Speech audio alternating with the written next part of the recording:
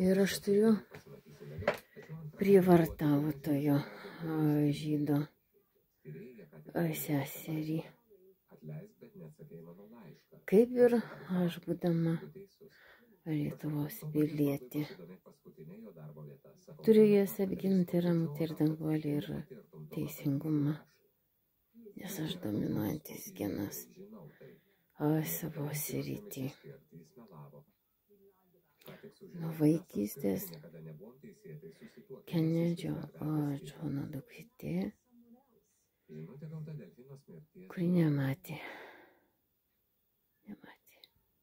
nieko. Dėl to dažniuosi ir visą tai perėjusi tik tikėdama. Atsitiktinumo teorija, kuri chaoso teorijoje yra nemirtingumas, dominuojančio Drakulos realistiško pasaulio, kurį Sovietų sąjunga už ribos geležinės buvo padėjusi ir laukė, kada jie galės tapti vampyrais. Ne žydai. Mano vaikai. Man svarbiausia. Ne nacionalizmas rumunų netgi. Tai ne mano stiprioji pusė. Mano stiprioji pusė.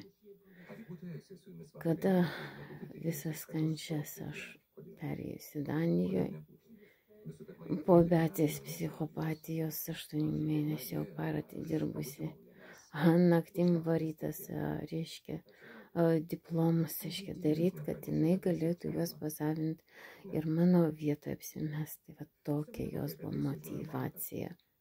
Kaip motina man save pristatyti, kaip pasižiūrėka žydaitė. Aš niekada negavau jos meilės, nes aš ne žydaitė. Ir tas dominuojantis genas yra toks, kad jisai adrenalino mane varantis kovot už teisingumą, kadangi aš tapau virtuali teisėja, Danijos konstitucijai prisaikdinta.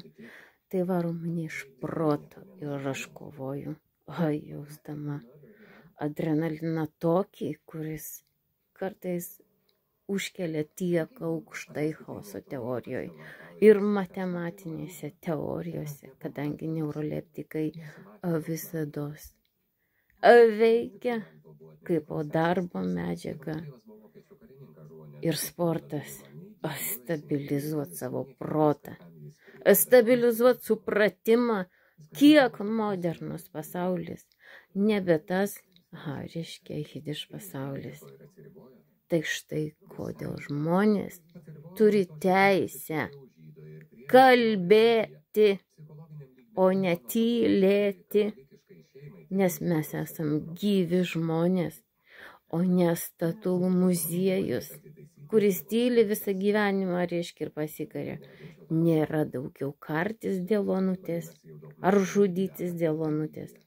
Tai pabaiga žydų bandymams virtualiems susikurti savo, reiškia, aukų dievui fantazijų pasaulį.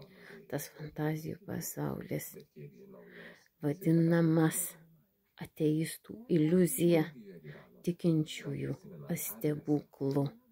Jis yra Jėzaus Kristaus, mūsų eros ateistų pasaulį peržengimas ateizmo ribas.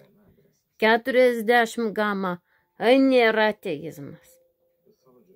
Jie nesiekia 40 gamų ateistai. Tik 38 gama kurt stebuklingas patologijas, kurios juos saugotų tą žydų tautą. Šitas mifas yra tik iliuzija. Nieks nesaugo žydų tautos. Ir niekada nesaugos. Jie yra pranašų žmogžudžiai, kuriems Jėzus sakė, Dieve, neįskaityk šios tautos ir kitų tautų barbariškumo, pasigailėk, jisai sakęs, prieš mirdamas. Ant kryžiaus nuo savo žydų tautos jie nepriėmė nė vieno pranašo. Jie nepriėmė ir manęs. Ir nepriims, nes jie paskutiniai. Prieš aiškę žmonijos žlugimą tvarumo tesupras savo kaltę. Ar suspės atgailauti už kitų žmonių kančią? Klausimas yra jų pačių supratimu. O ne mane iš čia kurti ir savo pasaulyje apsisaugoti.